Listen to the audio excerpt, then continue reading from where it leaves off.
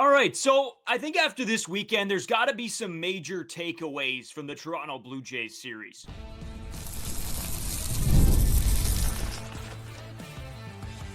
You are Locked On Blue Jays, your daily Toronto Blue Jays podcast. Part of the Locked On Podcast Network, your team every day.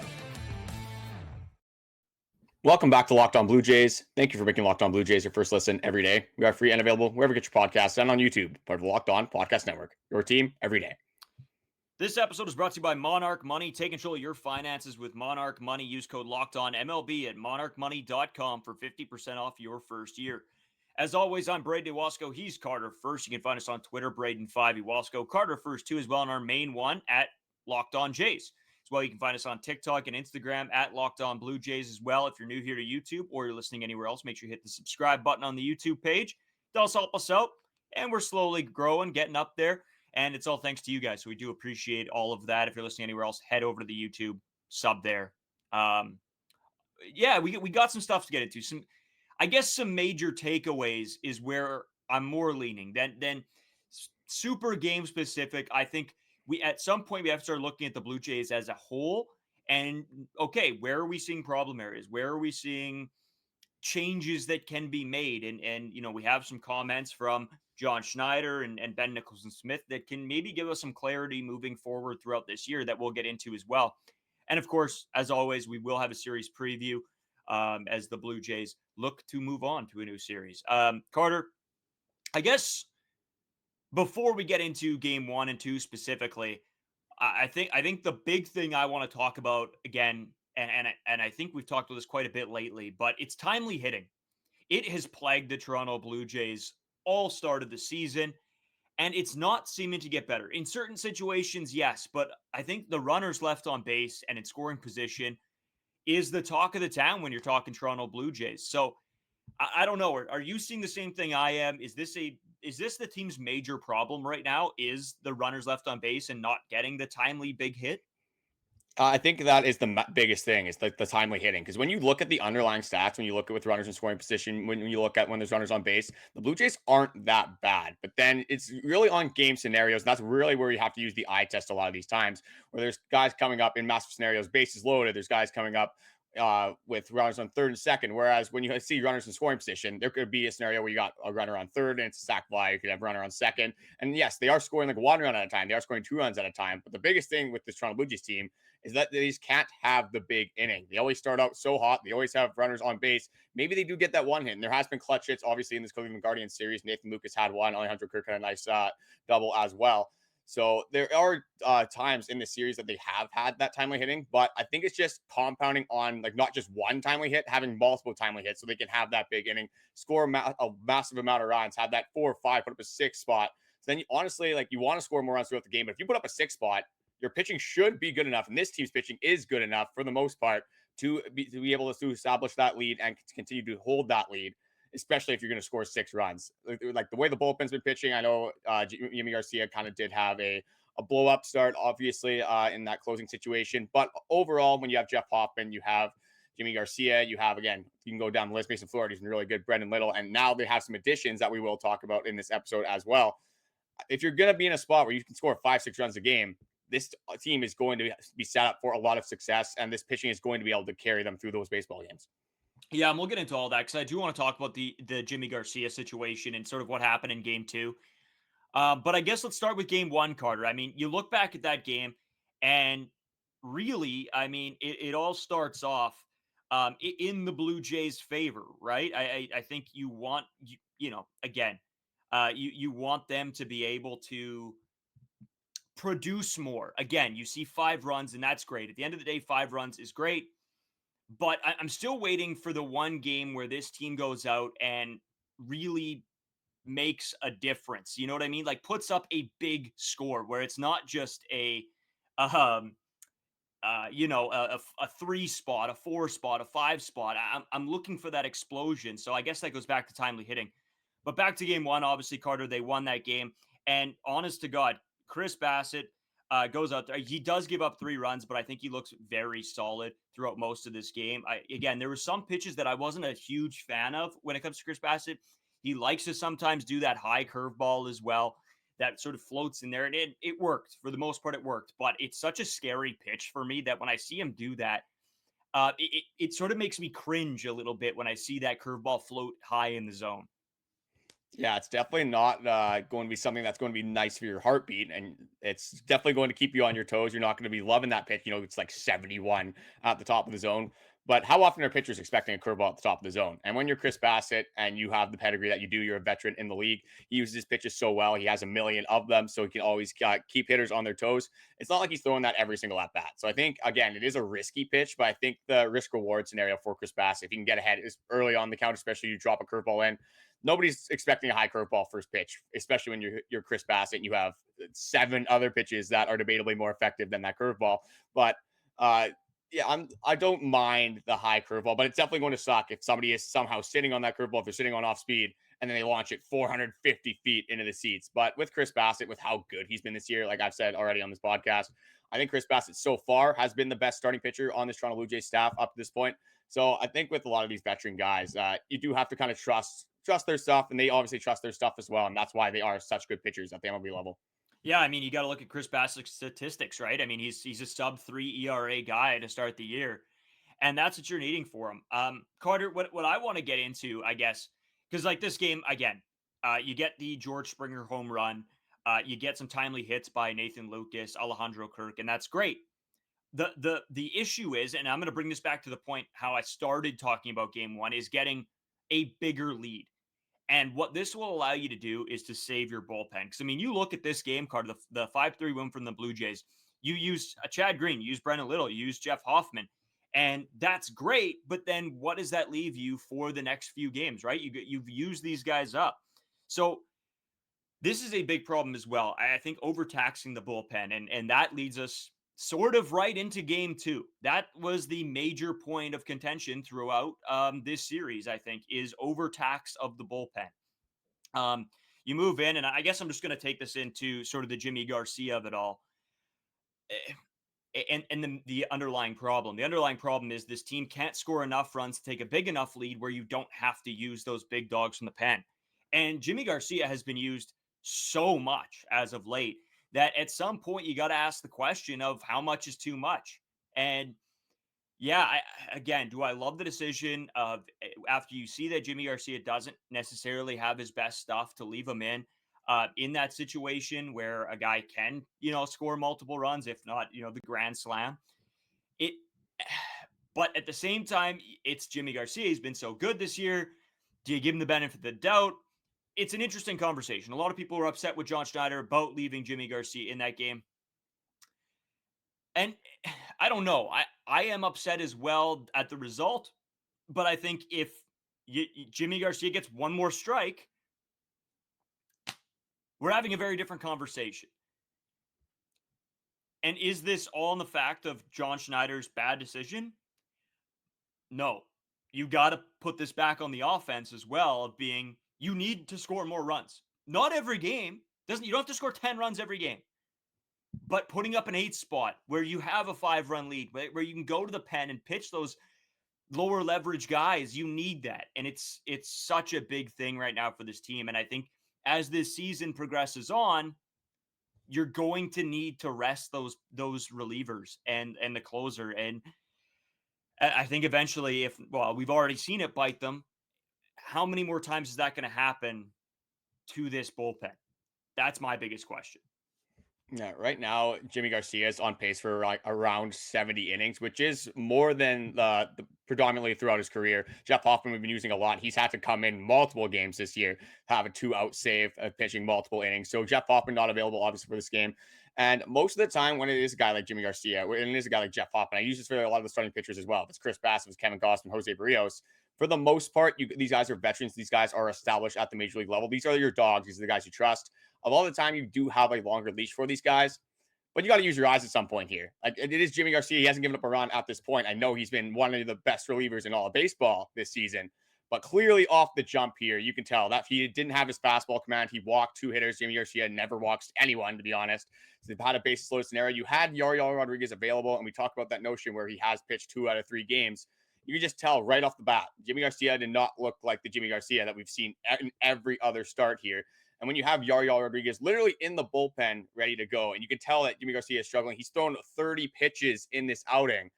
At some point, you got to pull the trigger and you got to get this guy out of the game, because you could see that there was a ticking time bomb waiting to happen. And I think this is a lot on John Schneider. I think everyone kind of felt the exact same way with Yimi Garcia, felt that it was going to be a big hit, whether it was going, I didn't think it was going to be a grand slam, obviously, but it did feel like in that scenario, he was going to give up a hit to tie the ball game. So I think if you're John Schneider, as much as you do want to trust Yimi Garcia, you got to use your eyes. You got to feel how the game is going. At that point, you got to pull the trigger, get him out of there. Yeah, and I mean, then Yariel comes in the next batter and gets out of it, right? Exactly. And, so in hindsight, it even looks worse, obviously, but still, I think you got to pull the trigger and get him out of there when you can tell he doesn't have his best stuff. Yeah, we're going to continue this conversation right away, because, you know, there is a lot to talk about here. There is a lot. That was a winnable game, and we're going to talk about that more as we continue, but we're going to take a quick break. We'll be right back with a lot more, and we got to talk about some additions that the Blue Jays have made, and some, you know, that will let you in on a guy to watch at least a little bit as well when we come back.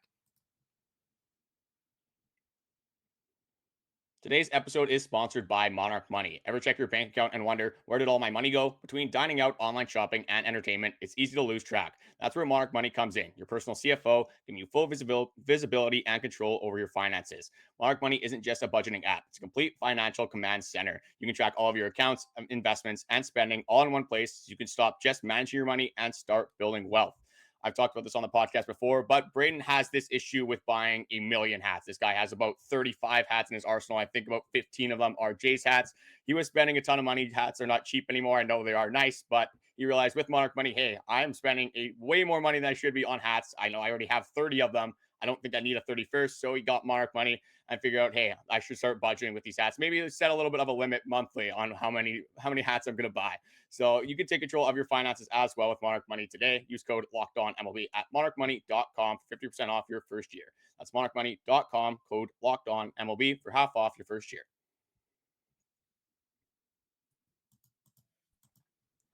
So, Carter, as we continue on just with the Yimi Garcia bullpen, John Schneider of it all, before we really dive into some of the additions the Blue Jays have made, again, we got to keep this episode pretty tight. I have to get off to work. So we're trying to condense everything. But obviously the big conversation around this weekend was the second game, was Yimi Garcia, was the situation and how it was handled by this management team. And we talked with guys, I believe it was Saturday night, Carter, and just on their thoughts, just some fans. We were out with the buddies, and a lot of people got talking about the Blue Jays and sort of how situations were handled, how the team has been performing. And it's always fun to have those conversations because we do get a little bit of an outside view from just fans that watch, you know, every day and, you know, aren't analyzing every single pitch, right? And a lot of people came up with the same opinion that me and you did, that it was mishandled by John Schneider. And it was.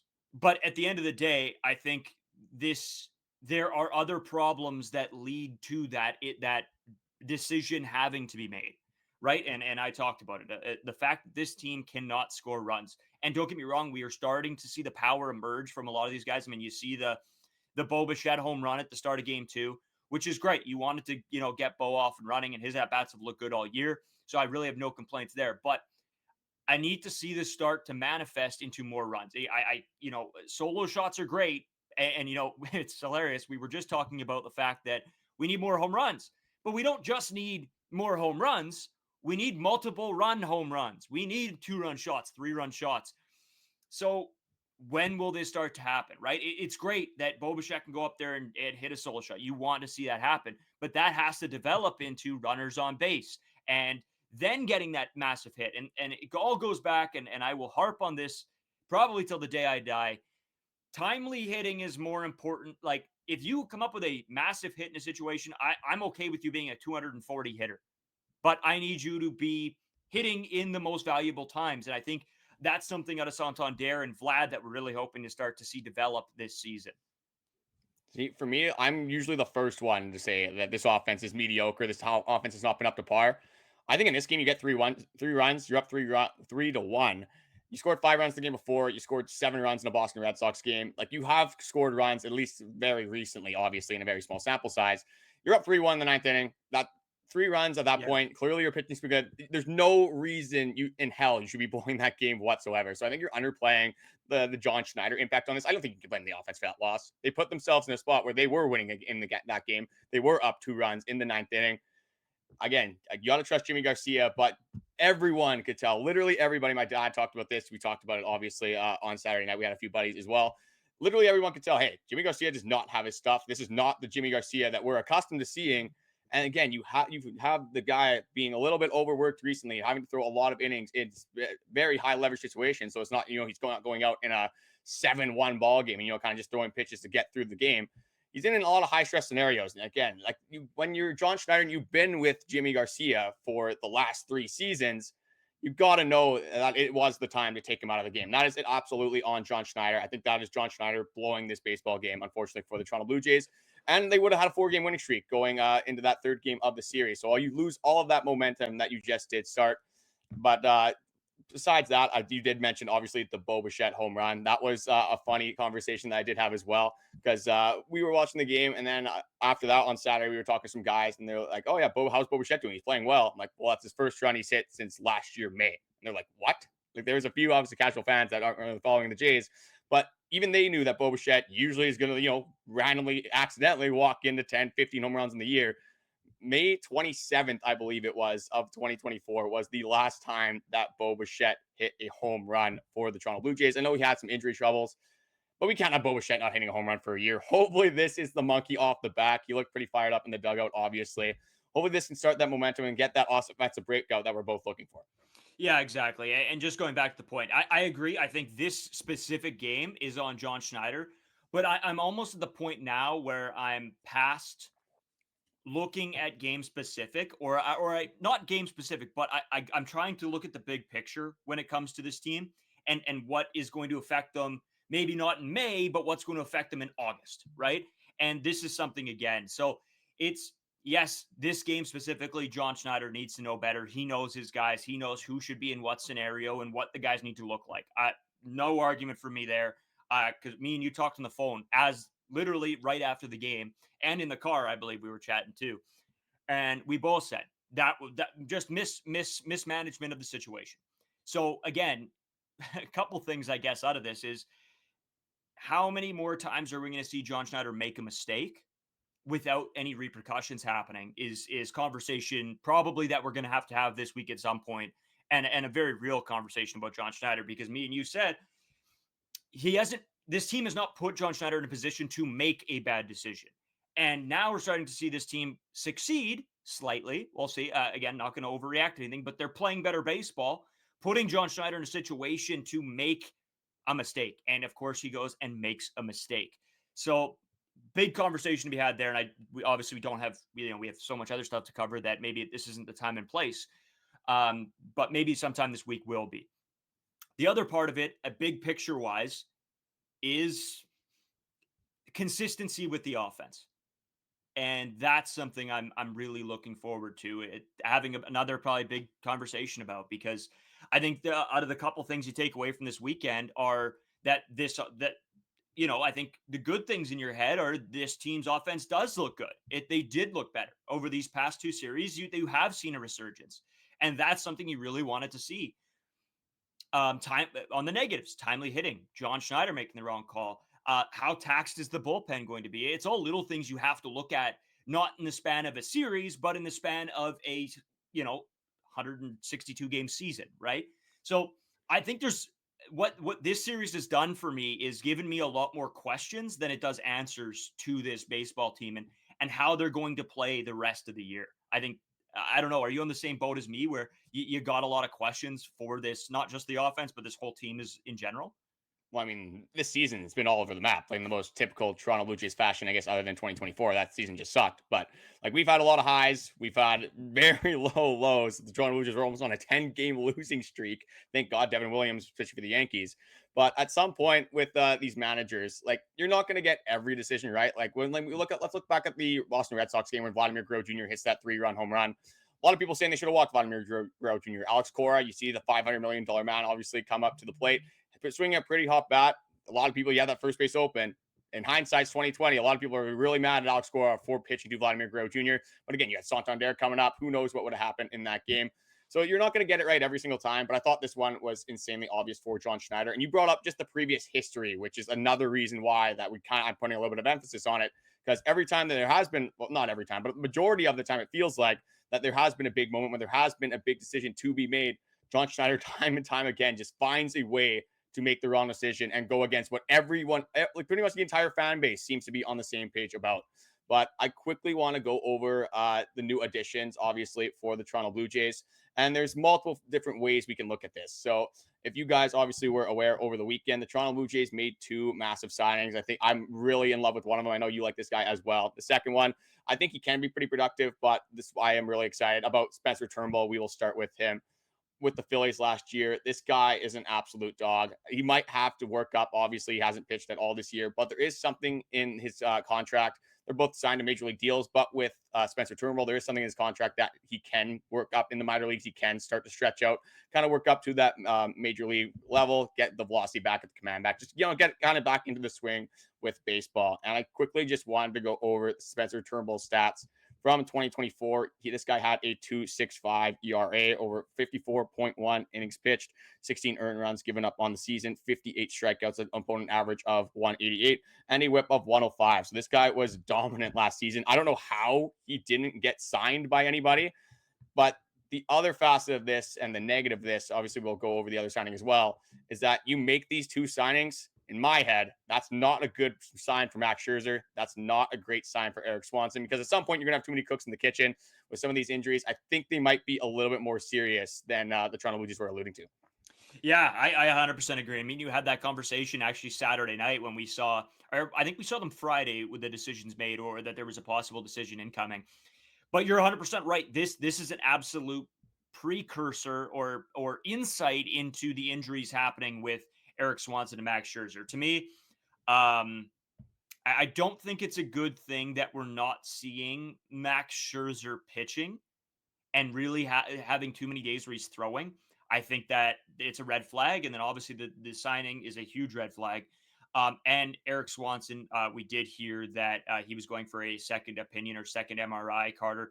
And anytime a player has to go back and get a second look, it's probably not good. It means he probably re-aggravated something and he has to go see if there's any structural damage. And that is not good.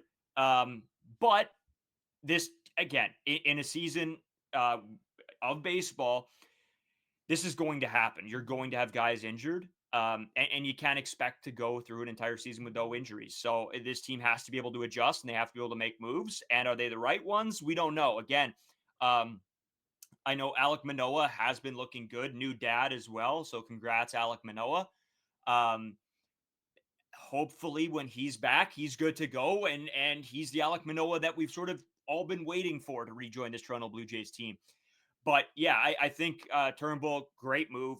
I really like him. I was excited. But yeah, the ramp up period is the big question mark for me, and how long that's going to take him until we can see him pitching again. Yeah, absolutely. So you can expect, obviously, Spencer Turnbull to be with the team tomorrow. There is going to be a ramp-up period that probably lasts a few weeks. But the other guy that the Toronto Blue Jays did sign, another good piece for some pitching depth, Jose Urena, DFA'd by the New York Mets earlier this season. I'm not even going to go over his 2025 stats because he has a 15 ERA. Just had one blow-up start, and that's kind of why he got DFA'd. I'm going to go over the 2024 stats. He threw 109 innings. So just based off that alone, I think the Toronto Blue Jays aren't a big fan of Eric Lauer, and I don't blame them whatsoever for that. There's a clear need, obviously, for a 5th starter right now. Max Scherzer, like I said, I know we kind of fought a little bit about this. I didn't think the cortisone shots were a good thing, and now I think we're probably going to see Max Scherzer be out a little bit longer, unfortunately. Obviously, it's like the age has something to do with it, the re-aggravation. So with Jose Urena, a guy that probably isn't going to, go that 5-6 innings. If you can get 3 innings out of him and just kind of keep you in the game, that is going to be something that I'm okay with. But continuing on with the stats, a 1.32 whip last season, did have 70 strikeouts, 239 walks. Fastball sits around 96, so he does throw decently hard as well, which is obviously a good sign for the Toronto Blue Jays. But there's going to have to be some decisions made. Obviously, right now, you have your kind of top 5 established in the bullpen. You still have Nick Sandlin coming back. What are you going to do with Yariel Rodriguez? Where does Spencer Turnbull fit in when he comes back? Ryan Burr is still an option for this baseball team. So I think when everything's all said and done, see you later, Josh Walker. See you later, Dylan Tate. These guys are probably the first two to be moved from the Toronto Blue Jays. But this is a big topic. So much stuff happened this last weekend, and this always happens when we do these episodes, that we just don't really have time to really go in depth. But we will continue to talk about these guys, obviously, during the week, talk about any of the news that we do here. But look, we're going to quickly go over game 3 as well. Braden does have to go to work, so the game actually is going on right now. We both have it going on our phones. We're in the 7th inning, but I just wanted to go over the first inning quickly. Bichette, very unbelievable double, just smokes the baseball. He's been looking really good, especially early on in the count, right off rip. He hit obviously that home run was the first pitch home run, getting off, jumping on Tanner Bybee early, and then Vladimir Guerrero Jr. hits a backside single. So you have runners on third and first base.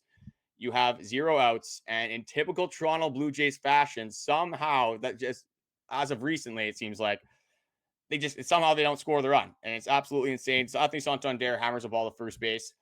We kind of talked about this a little bit. I think Vladdy, if he just runs to second base, I'm not sure if he's safe, but I think it's a really close play. And you saw a little bit of a hesitation from the Cleveland Guardians first baseman. I think it was Carlos Santana on that play, but you saw a little bit of hesitation. Should I go to my bag? Should I throw to second base? And then obviously Vladdy hesitates. They throw to 2. They got him in a rundown. Bichette goes home. Probably not the smartest play. And then obviously Bichette gets thrown out between home plate and third base. I guess in retrospect, when you look at it, George Springer strikes out anyway. So even if you do have that double play, say Vladdy's out at second, Santander's out at first, Bichette can't score from third anyway. But it's just, I feel like we've had this story time and time again, where the Toronto Blue Jays are in a scenario, they do get kind of the pitcher on the ropes, especially early on in these games. And then at best, they're scoring 1 run. Or they're not scoring any runs whatsoever. And that's where, if you can get, especially early on in the series, you can get to a starting pitcher early, get him out of the game in the first couple of innings. That taxes the bullpen, that puts pressure on a lot of the pitchers, and sets you up really nicely for the rest of the series. Yeah, Carter, I'm going to get into this a little bit too, because I have an opinion when it comes to that play and sort of how it happened. But we're going to take a quick break. Obviously, we have an off day tomorrow, but I did want to talk about, so I would say this is like a half series preview, because I do want to talk about the series incoming, but not necessarily, we won't like do a full dive deep, but it's more so the big picture of the series to come. So we'll get into all that and more when we come right back. Today's episode brought to you by Upwork. Scaling your business requires the right expertise, all at the right time. With Upwork, you can find specialized freelancers in marketing, development, design, and more. Experts ready to help you take your business to the next level. Upwork gives you business flexibility by connecting with top freelance talent across multiple industries: IT, AI, web development, marketing. Some major pieces here that almost every business needs as we sort of move forward with this whole internet and AI and everything like that. Marketing is so massive, and Upwork helps you find the right people for the job, whether you need extra hands on a project or long-term partners. Upwork makes hiring simple and affordable. This is a big thing, especially in my industry. We get freelancers all the time to do little jobs, side jobs, and we want the best we can get. And Upwork helps you find the best people for the job. Visit Upwork.com right now and post your job for free. That's UPWORK.com, Upwork.com, to connect with top talent and grow your business today. So, Carter, just continuing on with the piece there from the Blue Jays in the first inning, another big takeaway, I think, was people upset because this team is consistently not good at running the bases. It's just mental mistakes, little errors. And you said how Vlad might have been safe there. I don't necessarily know if he would have been safe, but it would have been close, and I'll give you that. But I think if Vlad continues to run to second, that might give Bo the opportunity to then break late from home, and they might just try to go for the double play. So I think Bo might score there if Vlad just continues to run, but instead he gets in the rundown. You try to press their hand, you try to get the run in, and maybe, I don't know, maybe Santander beats that out. Even, Boney, I don't know. It's a tough play. I was just very frustrated that nothing came of that in classic Blue Jays fashion. So I think at the end of the day, Vlad needs to continue to run. Bo needs to understand when to break. Looked like he was out to lunch a little bit on that, and it is what it is. But big play that I think hurts this team for this game 3 for sure. Oh, and absolutely it does. And we're going to have to see, obviously, how this does pan out. We do have an off day tomorrow, obviously. So I think we can leave the rest of game three. We'll finish off the recap for game three for the Tuesday episode. But there are a couple things that I do want to get into as well. I told Brandon I was going to bring this up off the podcast. And then there was one. Baseball Fantasy Locked On League. Matthew, obviously, it looks like he is going to lose this week. So I'm the only one left. Going to be 6-0 after this week. Just have to, toot my own horn. Just obviously brag a little bit on the podcast. Just very good start for me and my fantasy team. Brayden, you got anything to say about that one? Yeah. Well, I'm beating Carter in our friends league, so I'll take the I pretty much wins. gave you the win, luckily, because I was a dummy. Didn't start Michael King. They had a day game, puts up 19 points. Just a little bit of a tough soak. But I mean, I beat you so bad in the Locked On League. I've been beating you on the last 3 years of fantasy. I had to give you one for your mental health. Yeah, that's what it was. It was a gift.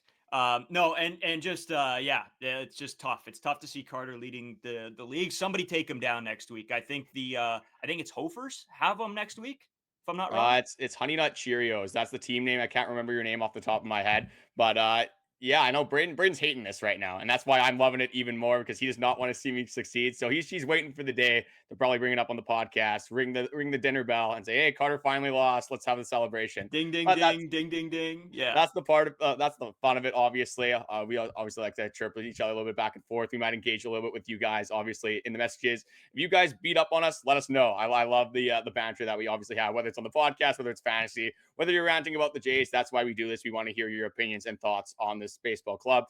But again, crazy weekend. Obviously, very hard to talk about everything that happened over the weekend in a half-hour episode. Obviously, with the Jets series as well. Braden, if you guys didn't know, obviously works at CGOB covering lots of sports teams in Winnipeg here. So he does have to run for a big game 7, obviously. But Braden, you got anything else to add for this episode before we head out? No, just two things. Interesting series coming up, obviously, with the Angels. I have one more thing quickly after. Yeah. I was thinking that we were doing series preview. Forgot it was Sunday. We have an off day Monday, which is a massive off day. I think this bullpen specifically could use an off day, so I think it's massive.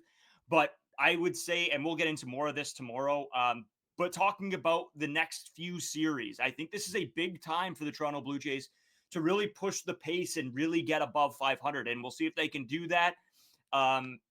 Yeah, I'm excited. I think this next little stretch here is going to be massive. I think to see how this baseball club is going to do the rest of the season, I think this is a crucial point. Yeah, they were finally getting to the part of the schedule where you do have a few series that aren't as hectic. They're not against every single playoff team in Major League Baseball. But we do have a familiar face pitching on Wednesday against the Toronto Blue Jays that we're going to go into on Monday. We're going to see how is he going to activate on the Toronto Blue Jays. Is going to be what we kind of saw the last couple of seasons, or are the Toronto Blue Jays going to get to him with the familiarity that they do have? Just want to say thank you guys for watching. The likes, comments, support, everything recently has been much appreciated, and we will be back with you guys tomorrow.